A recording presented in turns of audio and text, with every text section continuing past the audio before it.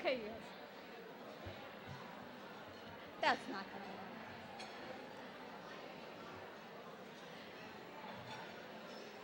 Good afternoon, women. Shall we try the raise your hand trick?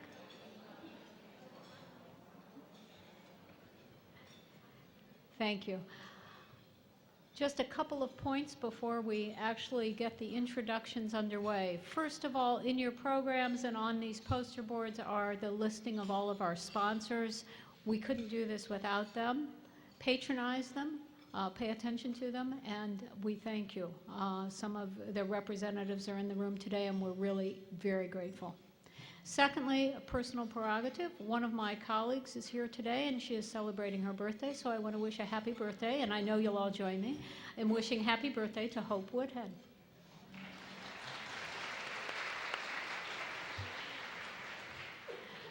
For those of you who weren't here at breakfast, let me say this. You missed an excellent session, I'm sure you've heard that, with the inimitable Stu Friedman from Wharton. He gave a very interactive presentation on leadership for every facet of your life, work, home, community, self, and he was truly inspiring. So if you missed it, I'm very sorry. But we're going to compensate now with a session that I think will leave you begging for more. And if you were lucky enough to be here this morning, you're going to leave today's symposium doubly inspired, doubly ready to take at least a few positive steps to change your world. And I'm going to digress here for just a second to say that I walked into each of the 4 breakout sessions and I spent about 20 minutes in each one. They were fabulous. The groups, the committees that put those together just can't be thanked enough. I just thought everyone was excellent. I think this has been a standout symposium already. And I thank all of the leaders of those breakout sessions for just a terrific job.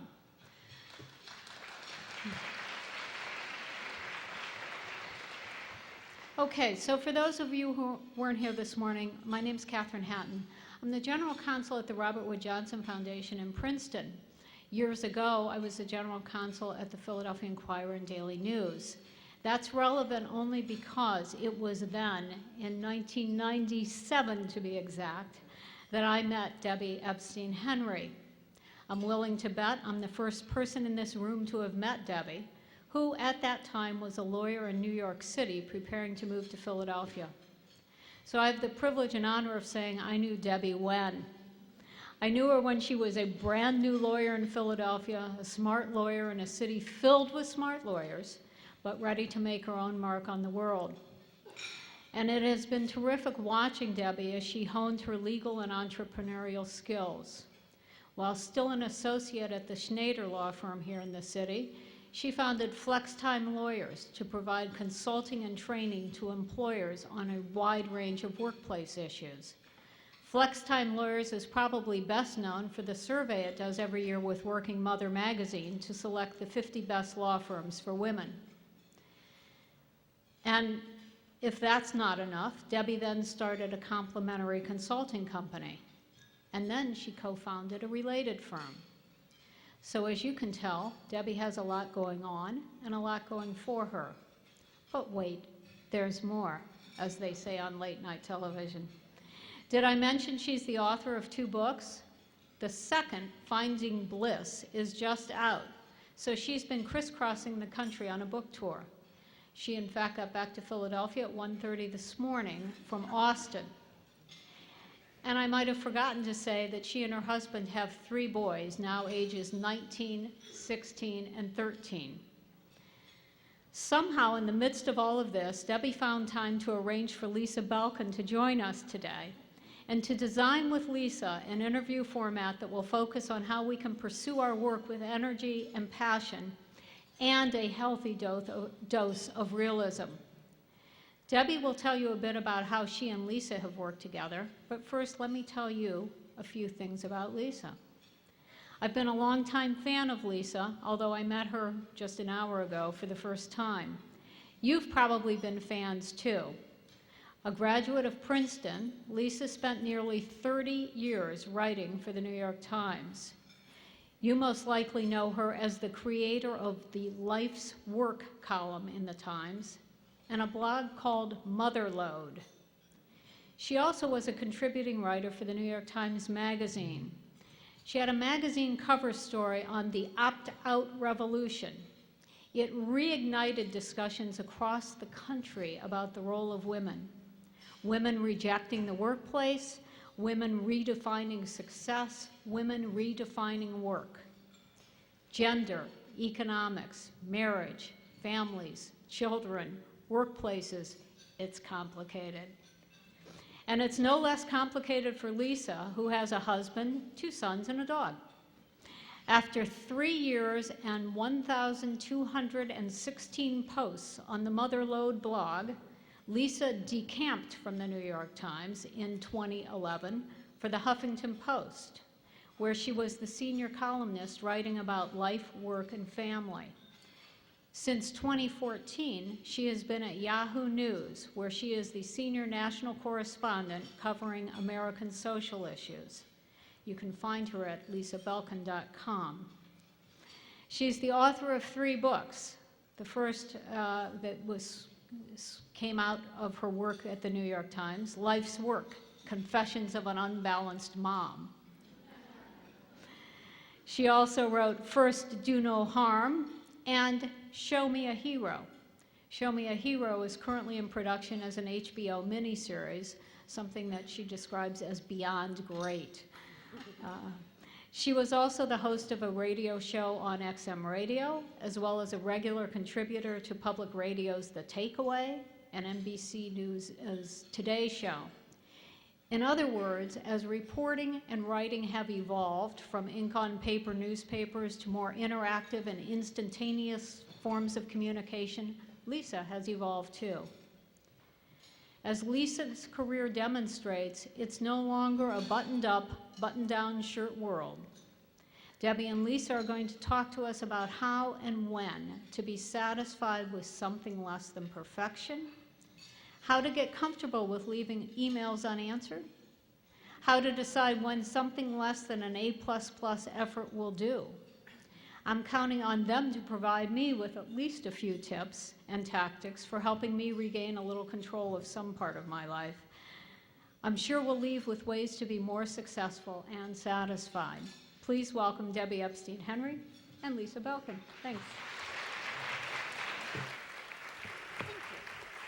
So thank you so much, Catherine, for that generous introduction, and I am forever grateful for how you welcomed me to this city, and just was my good fortune that my husband happened to be a colleague, and I guess you felt obliged for some reason to take me on, but I am forever grateful for that, and it's been really my pleasure in collaborating with you and Nancy Peterson and Sharon Hardy and Julie Cayley in particular in working on this forum symposium. So thank you so much. I'm delighted to be here. It is also my privilege to be collaborating with Lisa again. We first met actually in 2003, 5 days after your watershed article in the Opt-Out Revolution. That story ran in the New York Times Magazine, and there was a small group that was convened actually by Sylviane Hewlett, about 15 of us, to discuss what do we do. The New York Times had never gotten so many responses to an article that was written in its paper or magazine. And I remember after this very intense, enlivening discussion, we end up going to an event together, and you put me in the back of your Subaru, and I was sitting on these crushed Cheerios, and I was like, I love this person. She's like so real. I love this. So since then, I've had They're still there. They're still there. Yeah. They're really stale. Yeah. Kids are gone, but the Cheerios are still there. Yeah. Well, in any case, I've been interviewed by you a bunch, and I have to say it's quite daunting to think about interviewing you with all that experience. But I'm just going to move on and go ahead. And I want to start with an opening question, really, that sets the stage around a story, very brief.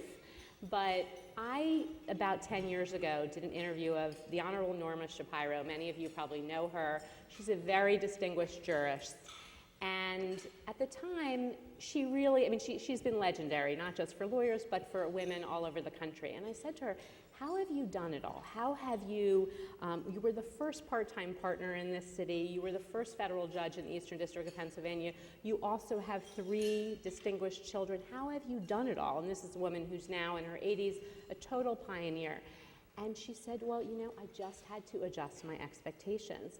I said, well, could you give me an example of that? And she said, well, yes. I mean, much to my mother's dismay, I just told her I no longer was going to be able to line my drawers. So I do have her permission to tell this story. And I remember it was initially in front of an audience of 30-some-year-olds, and they're like, we didn't even know we were supposed to. So why do I share that story? To me, Lisa, it's my first question to you. Perfectionism to me is the crux of it is about expectations, crazy expectations we have of ourselves. So my opener is really, how do we address those expectations? Is it really in the eye of the beholder? How do we wrap our mind around these expectations? I guess it starts with our mothers, and it started with mine. So I should tell you that my mom went to law school. Well, my mother started out as a teacher because that was the professions that were available to her. It was secretary or teacher, and she was terrible at typing. So she became a teacher, and then she became pregnant in the days when you started wearing A-line dresses months before you planned to be pregnant so that people couldn't tell, so you could work for longer. And then as we grew, she grew, if you want to look at it that way. As we entered school, she got her PhD to be a psychologist. And she worked as a guidance counselor in a school to work our hours. And then she graduated from law school when I graduated from high school. And so in one way, my mother has always been this example of, getting ahead and creating the life you want and breaking barriers. On the other hand, my mother's philosophy of life included use 40-watt light bulbs because then they can't see the dust. Very good. And she very seriously considered, while renovating her kitchen, putting in bookshelves instead of a stove because she needed bookshelves and she didn't really need the stove. There was takeout. So I was lucky enough to never have anyone expect me to line my drawers, and never to expect perfection. To expect success, yes, which leads to its own, kind of mishigas, as my grandmother would say. So my goals always were, yes, to impress my mother, because I think all of us, go through life. That is what we want to do. But what impressed her were the things I could do, as opposed to the things that I was never capable of doing, like cleaning up the Cheerios. So I was lucky in that way. And yes, I think that it is all about creating expectations for yourself that you can meet, as opposed to creating expectations for yourself where you are destined to fail because, you happen to be human. Right, but the thing that's interesting is, and I think perfectionism and the way we've even framed it in this discussion is somewhat negative. And it's definitely, but there's a side of us, those of us who kind of tend toward that direction, we feel sort of martyr-like about it, like, oh, well, we don't want to compromise our standards and things like that. So to me, that's really what this conversation's about, is drawing that line. And so Right. You've got that spectrum. So how do you delve into that? And that's great if your standards are not hurting you more than they're helping you. I learned early on in my career that I could spend more time on any story and make it a certain percentage better. There is nothing that wouldn't have been better if I could have worked on it longer. And there are writers who, you have to tear the copy out of their hands because there's always something else that you can make better. And one day on a magazine deadline when I was making myself probably clinically crazy, because, I had this deadline and it wasn't perfect, and I realized it is 90% perfect. It is 90% what I wanted it to be. And my new goal has become 90%. And it's not something you can measure, and I don't even know where the feeling of, okay, this is pretty much there comes from. But when I reach the pretty much there, I've almost trained myself to be happy and satisfied with that, as opposed to, but it's only 90% there. And that was an evolution, a revelation, but an evolution. It wasn't a one day. Right, but part of this is obviously like a sort of nature versus nurture Right. conversation you started. And as we established earlier, this is a perfectionist and this is not. Again, it was a negative connotation, that perfectionist thing, so I appreciate that, so thank you. But for those of us who are sort of groomed that way or born that way, I guess the real issue is you came to that. And how do you evolve towards that? Because when you talk about it rationally, of course, this is not worth the extra time, energy, angst, all those things. But how do you really develop the discipline to say, good enough, and really mean it's good enough, and it's going to pass muster for just about everybody? Well, you tell me, how have you... I knew it was going to get to this. You're not the interviewer here. I'm not prepared for that question. Yes. How have you lowered your own expectations for yourself, and do you feel that it's hurt you? Well, so here we go. But I think one of the issues is, frankly, as you get further on in your career and you get more senior, the demands are so great. And even if you're not that last minute person, I mean, when you land from Austin at 1:30 in the morning, like, you're just not going to get a chance to read your notes over one more time before today's presentation. So I think that's part of it, is just the volume of work doesn't enable you really to prepare and obsess to the degree. Okay, I would flip that, because what you're describing could be volume, or what I hear is experience. In other words, you have done it, you know you can do it. You have had things thrown at you before. So the first time you have it thrown at you, it's overwhelming. And then gradually, if you are paying attention and if you are ready to accept the lesson is, last time it was okay. So, well, this time it'll probably be okay. I mean, I know there's the disclaimer, past performance is no guarantee of future success, but it is, or it's certainly a predictor when it comes to human beings of future success. And so one of the tips is, remember that, trust that, understand that you actually have got this, and you don't need the same level of polishing and rehearsing that you needed the first time you did it. You are better at it as you do more of it.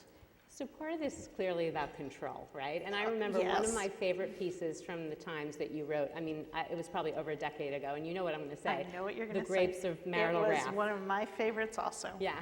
So in this Grapes of Marital Wrath, you profile this completely neurotic woman who was, reluctant to delegate the purchase of grapes and groceries by her husband, correct? Well, she wasn't completely neurotic, yeah. The story began with a sociologist who I was ranting to about a story that I thought was going to be about how men were just incapable of doing their half, and that's why women were overwhelmed with their jobs plus what their spouse should be doing at home. And she said to me, okay, but looked at it realistically, women are gatekeepers. I mean, and she had clinical data to back this up. It wasn't just her opinion that women were too controlling. She said, how many women do you know who would not be happy giving away X job? And so I realized, I realized in my own life, this was shoe shopping for the kids. So my husband, you should know, is a pediatrician. Okay, he understands that children need shoes. He understands that those shoes should fit. He manages every day to get up and go out of the house with shoes on his feet. Okay? The guy gets shoes. They may not be the nicest shoes you've ever seen, but they're shoes, and they are always, where they should be and appropriate for the season. And yet, My husband had never gone shoe shopping for my kids, who at this point were, 8 and 5. So he'd had some chance to do it. And why had he never gone shoe shopping? Because I wouldn't let him. Not in a, bar the door declaration, but when I had to sort of face facts, this was mine. This is what mothers do. Frankly, I liked it. Liked going shoe shopping with them. And I kind of liked the fact that I knew what their shoe size was and my husband didn't, and clearly that made me a better parent. And so I then went to write a story about this, and I found Robin, who would send her husband grocery shopping, and then he would come home with all the wrong things, and then she would get to be outraged. And the example, it was called The Grapes of Marital Wrath, because he came home with bruised grapes. And she, it was her moment. It was her moment of realization that, wait a second, I can't care that much. It doesn't matter if the grapes are bruised. They're grapes, they're not perfect grapes. They're grapes. The kids want grapes, you give them grapes. We have grapes in the house, he bought the grapes. And you can make it into a declaration of war, or you can look at them and see they're grapes. And so, yes, I had a moment when writing that, and it's why it's still one of my favorite pieces. And Robin had a moment when I was writing about her, and it was supposed to be about completely the opposite. It was supposed to be about how men are clueless, and it really turned out to be about how women are controlling. So I think actually your story gets into another subject, obviously, around mothers. And this issue of, does motherhood in some ways help you let go of some of the perfectionism because you can't manage it all? I mean, it's the same analogy with the work. It's just like the volume is so great that you get to a point where you're like, I just want to, hope that everybody has shoes on, basically, just benign neglect. It demonstrably makes us better at work. My grandmother, I'm quoting her a lot today, my grandmother used to say, you want something done, you give it to a busy person. And the modern version of that is that if you measure productivity, the workers who are the most productive are ones who have other caretaking responsibilities, not necessarily children, but other caretaking responsibilities in their life, because they have to figure it out in a way you don't when you have time that is completely yours. And so I think it makes it better makes us better at it. And then the question is why? Are we getting better at it because we're simply getting better at being perfect at everything and making ourselves crazy in the process? And I think some people are. I think some people are better at it, but are emotionally and psychologically worse for the wear. And I think some of us are getting better at it because we need to give up some things and figure out what those things are. I think also part of it is that we feel that if we're doing it for somebody else, it suddenly doesn't feel indulgent, and it's like, oh, well, we've got to give up something, and we've got to do this for our kids, let's say. So I actually think a lot of the people who aren't parents have it even worse because, how do they... Because they don't have an excuse. They don't have an excuse. Right. Like, how do they impose those barriers when they don't have the easy way to be like, well, I've got to do it for my kids? How do they ensure they get out of the office? How do they ensure they don't get the extra work? They don't. Well, they need to, so how do we get them there? Workplaces are evolving a bit. I'm assuming that this came up earlier today. An ideal is not, I need to get home because, or I need this work schedule because. It's just, here is how I am going to do this job with this work schedule. It's a business plan rather than, because then it becomes my sick grandmother trumps your twins or vice versa. and really no one should care why. It's about getting the work done. It's about getting the work done. Doing good work. And so the best workplaces now, benefits are a menu. So it depends what it is you need and still get the work done. And so the message which started out as parents need to have as much flexibility as possible in the workplace. Parents need to sort of demand their own life back around the creeping intrusions of work. Parents' need has become employees' need, workers' need. We're not where we should be yet, actually, at either of those messages. But we've come, let's not lose track of how far we've come. And this is now much more of a given in many more workplaces than it once was. So part of it is, about relinquishing control. Part of it seems to be about effective delegating and really trusting the people you're delegating. Part of it is also about acceptance. And so I'd like you to talk really more tangibly about sort of what are some tactics here that we can think about to sort of get us in that discipline of saying, okay, this is enough. I'm going to accept that 90% work. Other than 40 watt light bulbs? That's right. You didn't like that one? It's the work version of 40 watt light bulbs. It's, if someone else had done this, would you consider it good? That for me is a revealing statement. If someone else had written this, would you think this was a solid story, Lisa? If I would, and I often would, then that's the measure. Are your children healthy rather than happy has become another one of my questions, because I spent a lot of time worrying if they were happy. And I spent a lot of time tap dancing to make them happy, because I then was in control of their happiness. And I'm not in control of their happiness. That was a false feeling. So now it's, are my kids healthy? Are they safe? Are they healthy? Are the decisions I'm making, is the effort I'm putting out keeping them happy and healthy? So, those are just psychological shifts. And then there's a lot of takeout.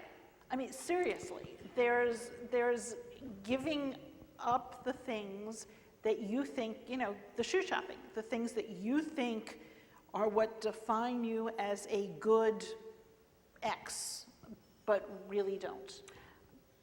It may be coming in at, an hour before everyone and leaving an hour later than everyone. That's the thing that shows that you are dedicated and committed. Well, if you're not getting more work done, then you're fooling yourself. Or if you could work better from somewhere else, you're fooling yourself. Or if it's 2 o'clock in the morning and you can't think straight at 2 o'clock in the morning, well, okay, you're not actually making this thing more perfect. And I think also just the notion of putting some parameters around things, whether it's delegating sort of coveted time every day, that this is going to be for working out, or this is where I'm shutting down my phone and being with my family, whatever it is that's important to you, to really carve it out. And the emails will still be coming. It's just the they're off still button coming. is huge. All right, so technology, which inevitably comes up in a conversation like this, we have this device that now is our life.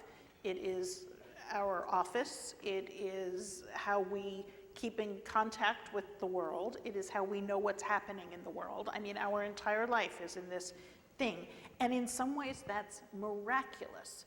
It means we're untethered. We no longer have to be, you used to have to work in a chair that was at a desk that had a phone that had a cord. And basically, your working life was the distance of that cord.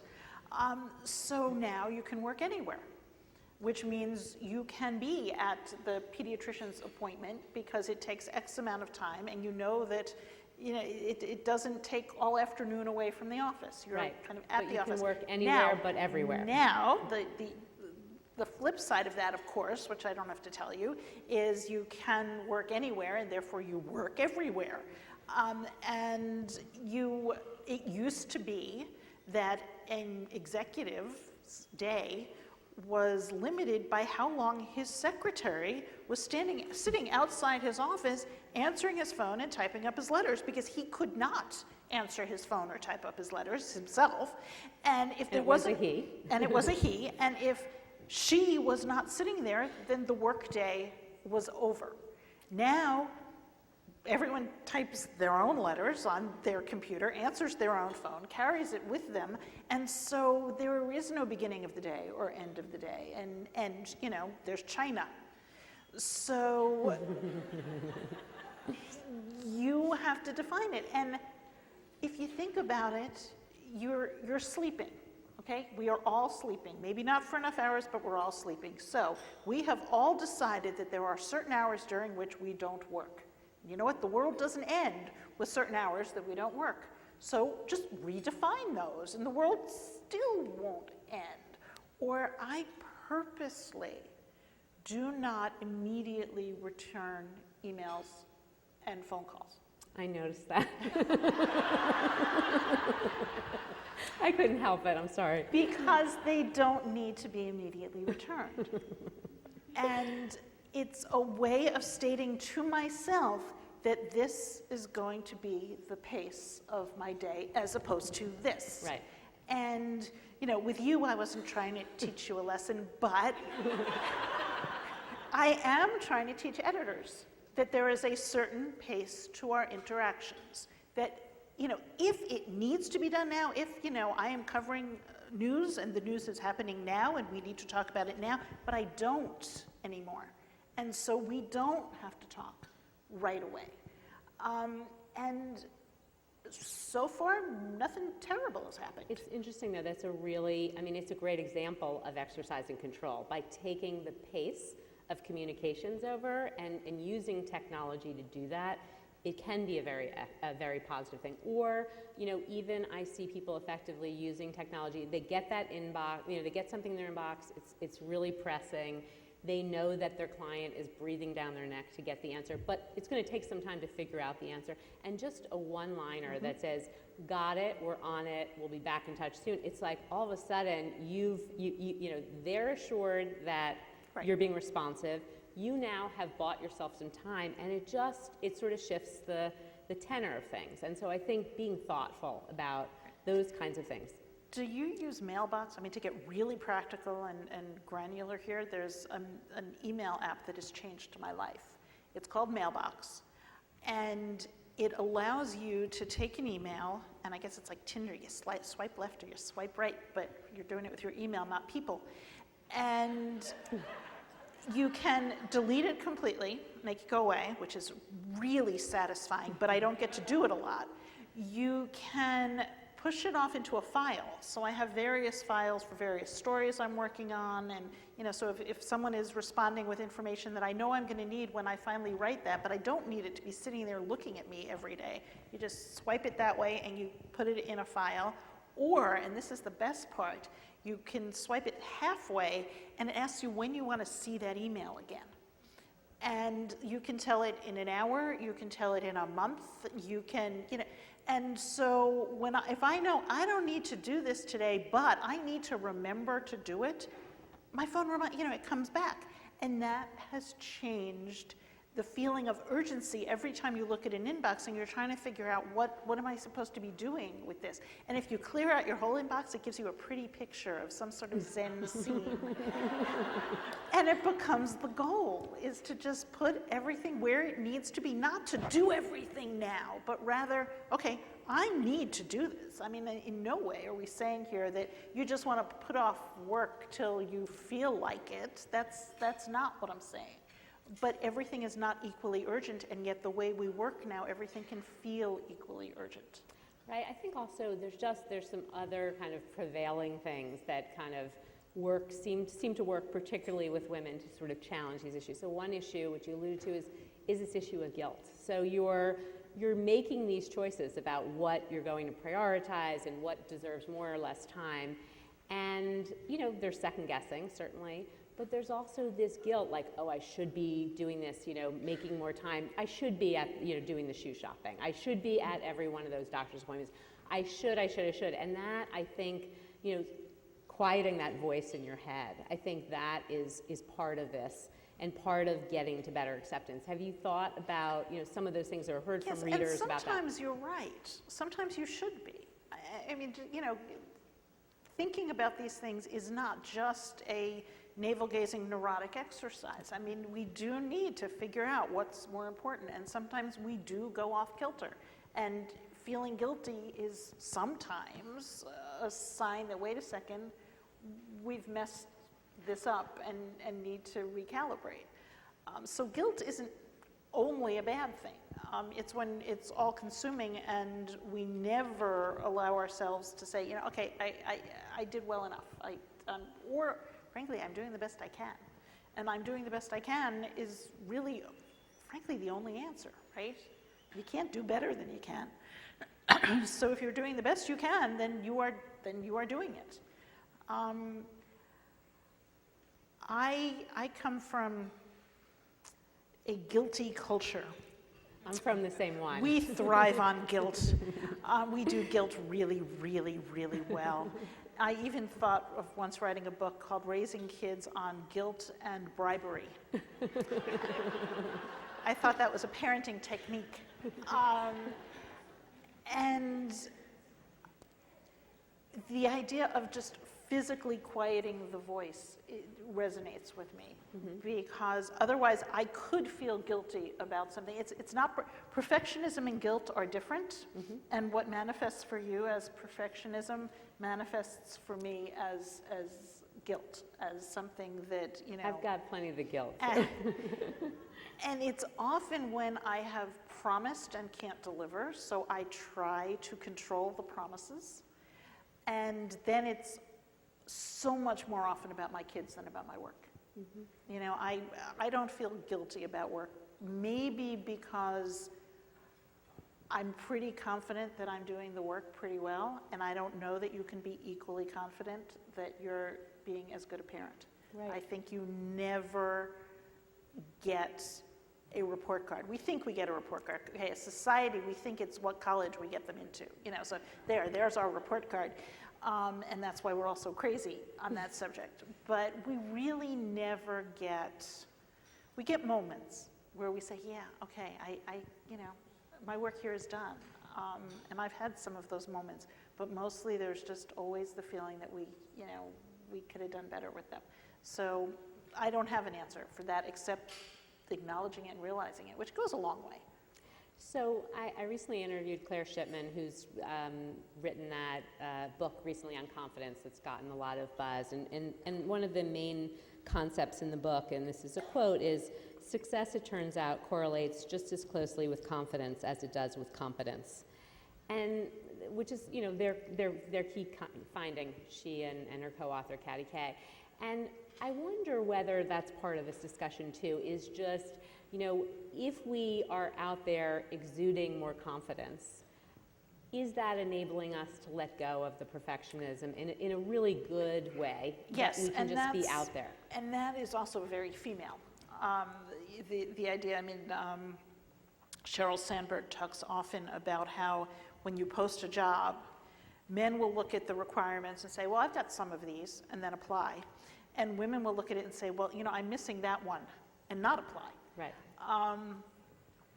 And it is a very female way of looking at things, is what I don't have and what I don't do and who I don't compare favorably to. Whereas men, and I think it's just the way we've raised them, assume they can do it until proven otherwise. Clearly, not every, it's a spectrum, but I think as a generalization, psychological testing bears me out. That's what Claire found in the book. And some of it is fake it till you make it, right?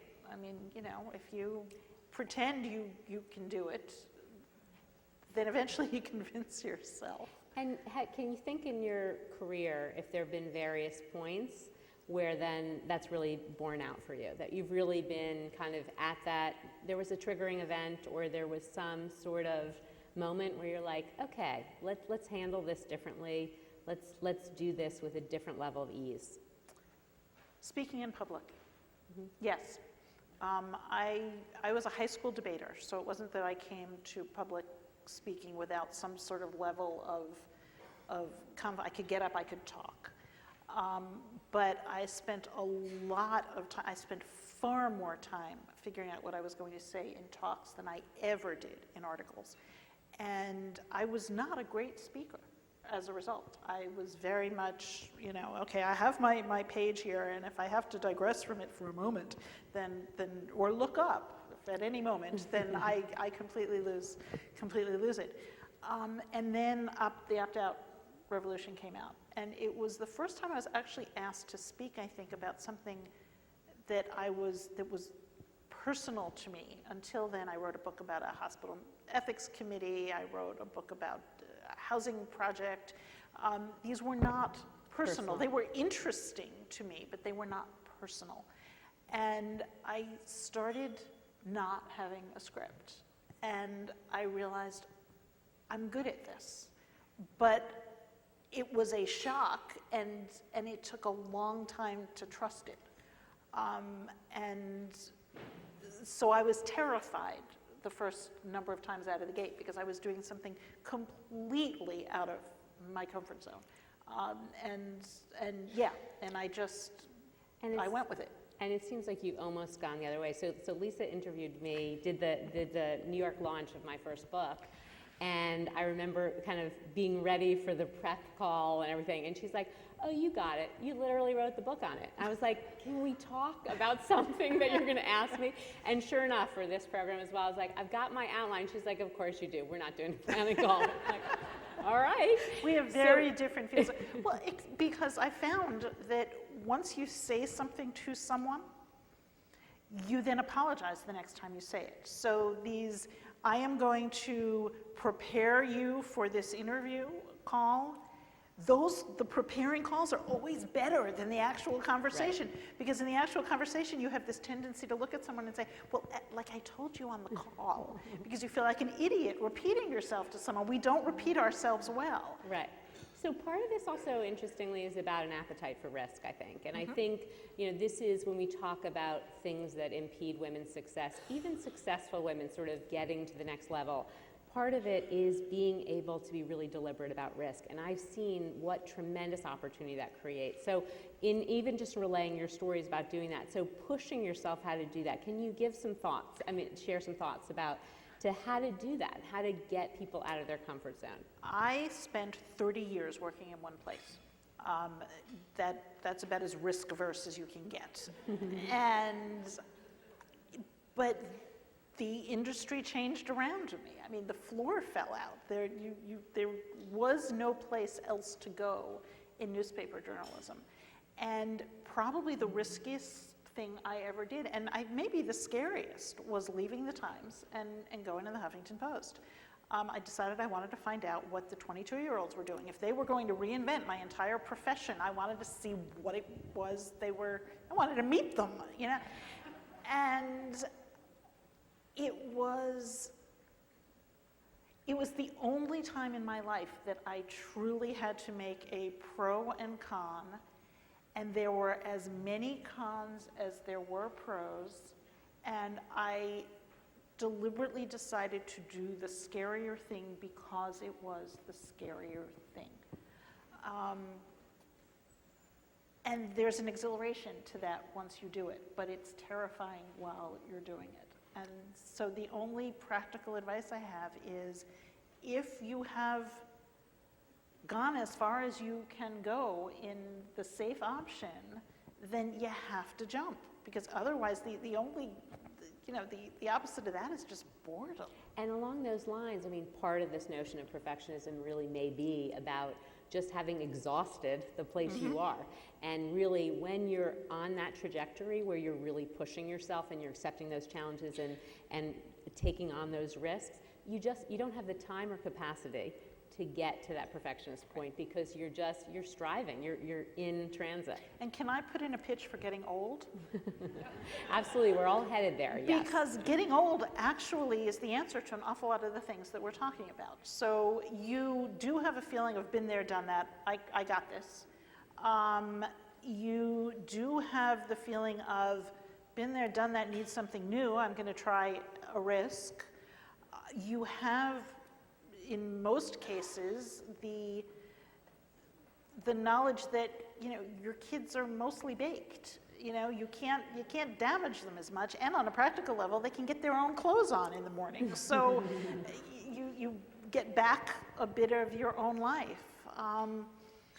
I think the best career move I ever made was turning 50. It was just a fabulous career move. And I recommend it to everyone. because it put me in a place where, okay, this is it. This is, I've accomplished what I've accomplished, and this is it. The desperation and the clamoring is gone in a way. Now, what society does with older workers is a whole other conversation. I happen to be lucky in that I've carved out a niche and a name, but in terms of my approach to my own work, there is really something to be said for just plain experience. Right. I want to see if we can open it up to questions for just a little bit before we have to wrap it up. And I know there are floating microphones somewhere. And I luckily know a lot of names in the audience. So if we don't have volunteers, just be ready, my friends out there. Do we have any mics available? Back here. We do, great. Does anybody want to start? If you just say your name and your affiliation, and I'm going to ask you to keep it brief so we can hopefully get a couple of questions in. Anybody want to start? Don't worry, it doesn't have to be the perfect question. We'll just take any. All right, I have more in my back pocket, from my outline, but really? Okay. Am I going to call in a friend? What do you think? Is that TV show you call the Lifelines? It always fascinates me because no one ever wants to ask the first question. I know, and then the line's going to be long afterwards, after the program. I have to ask you this. Okay, but how much of it do you think is because these are sort of private, personal subjects? I know Sue Rocco will ask a question. She is a professional questioner, but we'll still let her ask a question.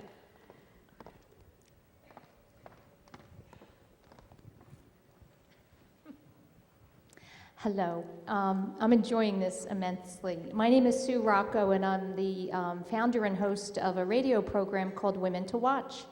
And I interview female CEOs and founders and leaders and entrepreneurs from around the country. And there's a lot in this room. I guess I have a question and a comment. My comment is we're talking a lot about how we do things to kind of simplify our lives and really just make our lives better and not be so stressed in everything that we're doing. And there's a very simple phrase that I use for myself that works, and it's my life, my terms. And I say that over and over because when I find myself getting kind of caught up in the frenetic atmosphere of a lot of the work that I think women tend to do, I say that to myself and I say, wait, I don't have to be sucked into that. It really is my life and my terms. And I have kind of a practical question about emails. I do that. I delete all day long, and then I have folders. But that half slide of scheduling it is great, but the panic that I have is when I put them aside, I'm going to have 100 instead of 5. So how do you manage that, I guess? Being able to put things till later, but then realizing when you come back, you're going to have so many more. Well, it depends how many you put away and how many you delete. I mean, if you put 100 away, you'll have 100 back. Those are 100 you don't have to deal with right now. If you truly have 100 pressing emails that are going to come back to haunt you, then I don't have an answer for you. My answer is I suspect you don't have 100 pressing emails. I think you have, 7 pressing emails and 93 that you think are pressing, or whatever your personal ratio is. I went to Spain for 2 weeks. It was the longest vacation I got my husband to take in years for our 25th anniversary a year ago. And for the first time, I put an away message that said the following: I am gone for a long time. And I probably won't read this. So if it's really important, email me back after this particular day, because then I'll be back and then I'll read it. So the emails piled up while I was gone. And while I was gone, there were 7,732 emails in 2 weeks. And then I went through all of them very quickly and basically deleted anything that wasn't utterly urgent, because I knew, I didn't have to read it enough to find out if this event was taking place before or after I was there. I mean, I just deleted. And of those 7,732 emails, and that's a real number, by the way, I saved 24 of them that were things I actually wanted to deal with, which was, to me, a revelation about what I'm buried in all day. Now, it was when I was at HuffPost, and I was on a whole lot more email threads internally than I am now. So that was a lot of it. But it gave me a sense of what is hitting me all I think day. a lot of what that is just the noise of information. And part of our own discipline really now needs to be about prioritizing and having just the discipline to delete and be able to shut out the noise. I took myself off an awful lot of those threads. And I realized that I wasn't reading them anyway. They were coming and they were making me stressed out, but I wasn't reading them. So whatever information was in them, I wasn't getting. I was just getting panic attacks because there were all these emails in my inbox that I wasn't dealing with. So the answer is I don't worry that it's going to be overwhelming at the end because I delete like crazy. And I can't think of a time that someone said to me, well, why did you drop the ball on X? Because I haven't. The balls are deflated. They drop themselves. I think we have time for one more question. Over here? Over here. That'd be great. Yeah.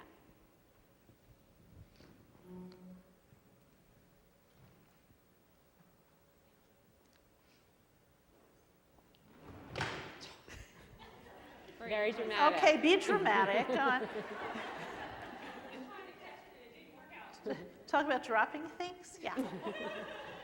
Rita Johnson Green, Finance Director at AstraZeneca. So my question is, we talked a lot about ourselves and our goals and aspirations, but would you mind sharing a little bit about your husband and maybe his goals and aspirations and how you integrated that into parenting? So Bruce, as I said, is a pediatrician. His area of specialization is pediatric cardiology, and he ran the pediatric heart transplant program for Mount Sinai for much of in New York, for much of the time that we were raising our kids, that our kids were small. So, our deadlines were really different. And you can say, I've got a deadline, sweetie, this article's due, and he's like, I gotta go save a kid's life.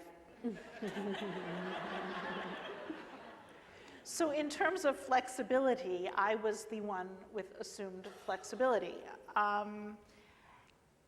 Now, if he had not had that specialty, I might have been a foreign correspondent. Or if I had been a foreign correspondent, he might not have had that specialty. So it's one thing to look at your life as it is and say, well, I can't possibly because he has to. And then look at it and say, oh, does he have to? Or do I want to? They're the most compelling study I have ever seen paired professions in couples.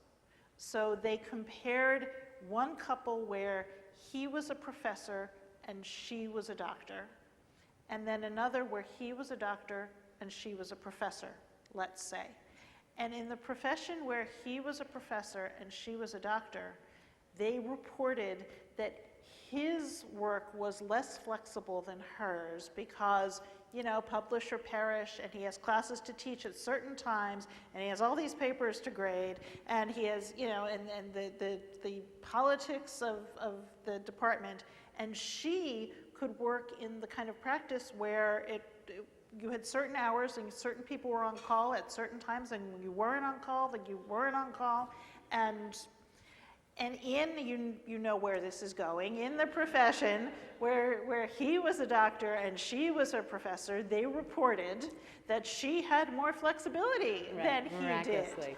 I think we make certain choices based on our expectations, and then we consider those choices to be the only possible reality for the way we merge our lives.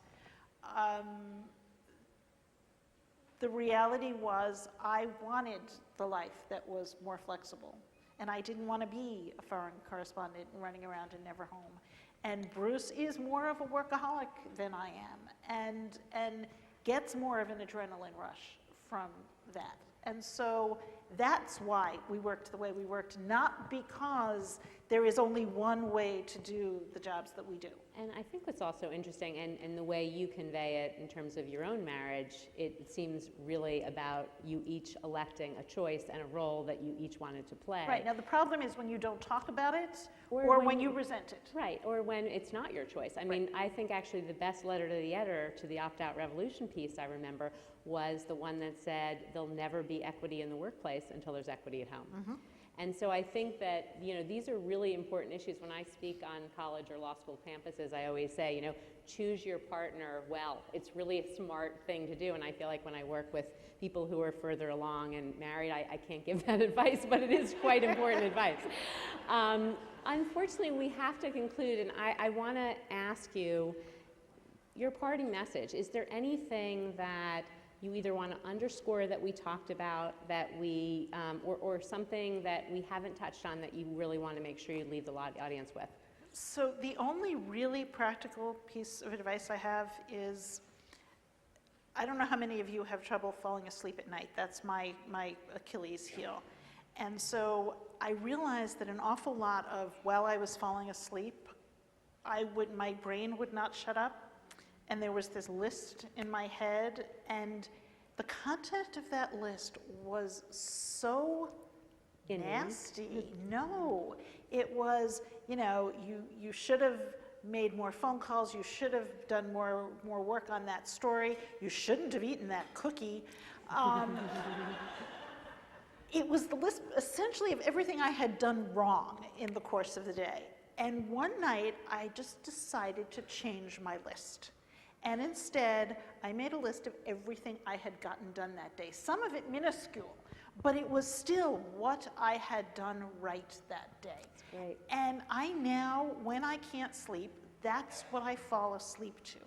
And it's the best way I know to sort of rejigger that lens, because what you've accomplished today is usually pretty amazing.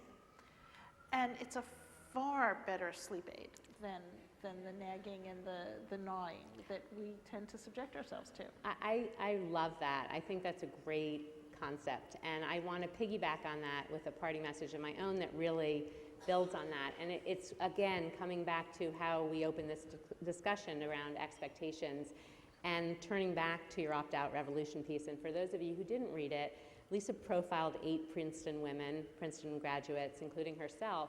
And those other 7 graduates were ones who had elected to leave their jobs for various reasons, women. And you profile yourself in that story too, and you say, I thought when I graduated Princeton that I would one day be editor-in-chief of the New York Times, or at least its magazine. And it's a direct quote. That's pretty good. Yes, I've said this a lot on this story. and that sort of, and then you say no, and I became the work-life reporter. And I wrote an unpublished letter to the New York Times in response to that saying, we've missed the point here. Rather than lament that Lisa's not editor-in-chief of the New York Times or its magazine, why aren't we celebrating that she started a national debate from her home office? The message here in my mind is this is about expectations and about moving beyond it. And so rather than lament what we could do more of or less, why don't we just celebrate what we've done, our list at the end of the day, and really go from there and think about how much we can contribute to our home lives, to our work lives, to our community, and go from there. So with that, thank you so much, Lisa. And thank you all for listening. It's really been a privilege to do this conversation. Well, in a lot of ways, I feel like we've come full circle talking about really how to have the life we want. So please join me one more time in thanking Lisa Belkin and Debbie Henry.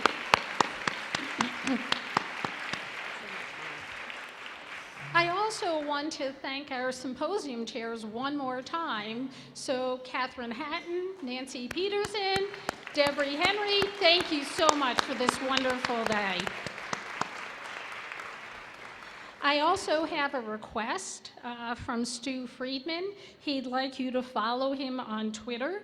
The way you can do that is @Stu Friedman, okay? And he'd like to hear from all of us. In the next couple of days, you're going to also receive a survey from us. So did you have a great day? Yeah? Well, tell us that. We want to hear from you. We also want to hear if there are any things that you think would make this even better, although I thought it was a great day. So I want to thank you all for coming. Thank you for sharing the part of the day that you could. I hope you've all gained at least one great idea to take back with you. So thank you.